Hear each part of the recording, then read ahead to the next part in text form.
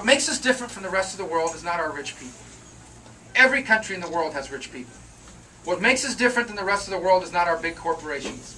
Every country in the world has big corporations. What sets us apart from the rest of the world is that this is a place where you can start a business out of the spare bedroom of your home. This is a place where you can draw a business plan out on the back of a scrap piece of paper and open up that business with your life savings. This is a business where a family can start a business like this and make it succeed. And listen, not all days are the good days. I bet you've had your ups and downs in this business. The fact that you can exist, the fact that you are in business, the fact that I just met people that you employ, whose families will eat tonight, whose kids will have a roof over their head tonight because someone like you guys, had the dream of opening up this establishment and folks like you have frequented it, is a testament to what makes us different than the rest of the world. And let me tell you, the bigger your government is, the harder it is to open up a place like this. The more permits you have to put up on that wall to open up this restaurant, the harder it was to open up this restaurant. The more Washington threatens... Amen.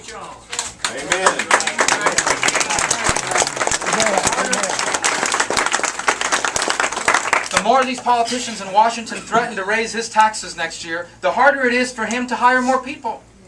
The weirder they get on these health care bills that they pass with the strange requirements that are contained therein, the harder it is for him to calculate what it will cost him next year just to stay in business, much less hire people. Now you can talk to all the academics, you can talk to all the economists, you can do a tour of all the college campuses in America. Many of these guys don't get this stuff. I laugh when I read about politicians talking about job creation. Politicians don't create jobs. Jobs are created by people like this, from all walks of life, who have a dream and the opportunity to pursue it.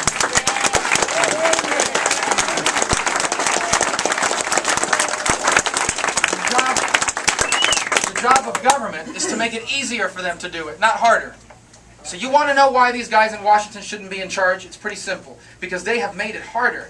Because over the last 18 months, it has gotten harder to be in business. It has gotten harder to start a business or grow an existing business. Quite frankly, it has gotten harder to do this. Not easier. Their policies have made it harder. Now, we're not anarchists. There's a role for government to play. There's a role for government. But government's role is not to get in the way of the private sector. Government's role is not to roam the countryside of America trying to figure out which problems can the federal government solve for you today. Government's job is to create a stable, reliable, and easy to comply with regulatory and tax environment so that everyday people from all walks of life can start that business out of their spare bedroom of their home, can open up a facility like this, can employ people, can create opportunity for others. It is what distinguishes us from the world. It is what sets us apart. This is the only place where time and again the worker has become the owner, the employee has become the employer, where anyone from anywhere can accomplish anything. And this election is a choice about whether we want to continue to be that or whether we are prepared to become like everybody else. And that's why I'm running for the U.S. Senate. That's why I got into this race a year ago when the opportunity looked bleak. Because I knew the other people running won't do that. With all due respect, I'm not here to talk bad about them. I'm here to tell you that they either support this agenda in Washington or are willing to go along with it if it's opportunistic and it's good and it's good to continue their political career. I'll tell you right now, and I doubt there are very many of you here, but if there's anyone here today that wants their next U.S. Senator to be a supporter of the current direction of our country in Washington, I am not your candidate. What you're looking for is someone that's going to go to Washington and support this agenda. I'll tell you right now, I'm not going to be your guy. If, on the other hand, you want your next U.S. Senator to be someone that will go to Washington, stand up to this agenda, call it out for what it is, and offer in its place a clear alternative, I'm the only one running that's offering to do that. And that's what the choice is.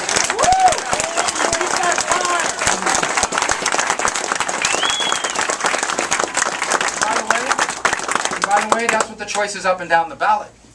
You see, there's a lot of people running for statewide office today that don't even admit they know Barack Obama. Barack who? They don't even know who he is.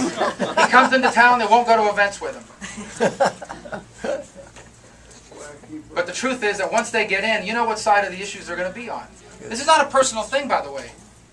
This is not a personal thing. I've never met the president. He looks like a fine father and a great husband, but he's wrong on his policies. They're bad for America. Yeah. Yes, they are. And the other people on the statewide ballot, as much as they deny knowing who he is, they support this stuff. And they'll be right there alongside him, not just supporting him, but raising money in the future, using their positions of power to raise money in the future for other candidates that will support this agenda. Right. And so that's why all these other races matter. The next governor of Florida, that's an important race. Because if you have a Barack Obama supporter as the next governor of Florida, I think President Obama has an advantage in 2012 in the state of Florida. That's right, yeah. If the next Attorney General from Florida is a supporter of Barack Obama, I think Barack Obama has an advantage in the 2012 election. If the next Agriculture Commissioner or CFO is a Barack Obama supporter, I think they have someone that's going to help them gain an advantage in the state of Florida. Not to mention if the next U.S. Senator from Florida is a supporter of Barack Obama. That's even more dangerous because we cannot afford the next 18 months to look anything like the last 18 months. And so guys, I'm asking you for your help. I know many of you already have. And I need to ask all of you here to vote for me. Every single one of you.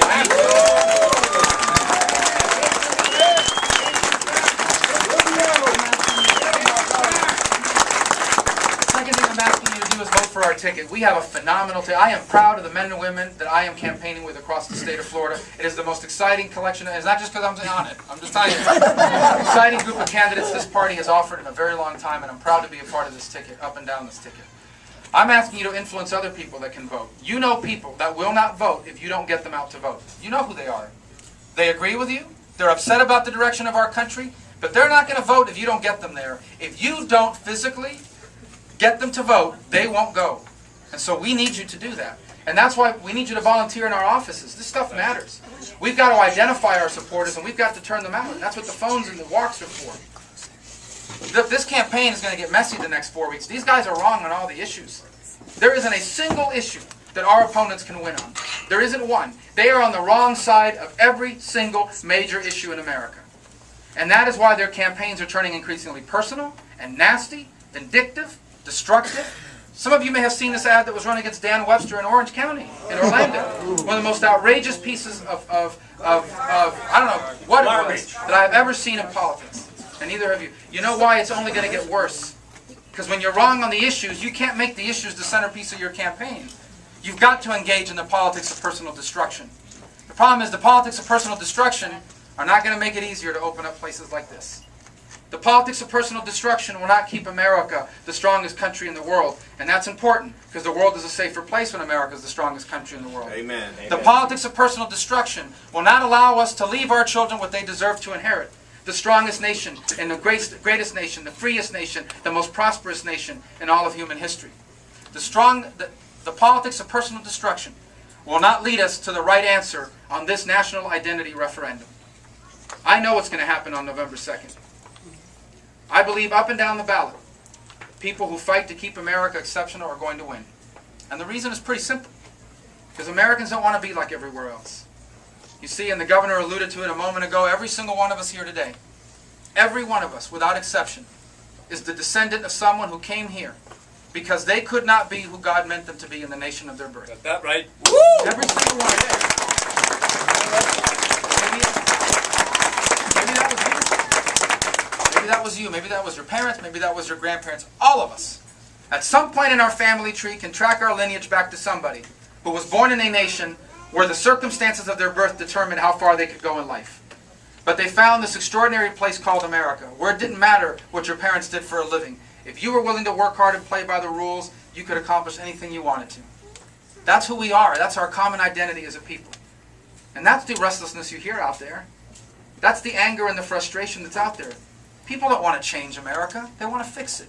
And they understand that there is nothing wrong with our country that cannot be fixed by the things that are right with our country.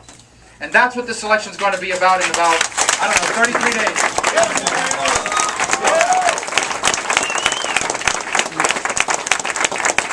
Three things. Vote and get your friends out to vote. Volunteer in our campaign. And frequent this establishment office.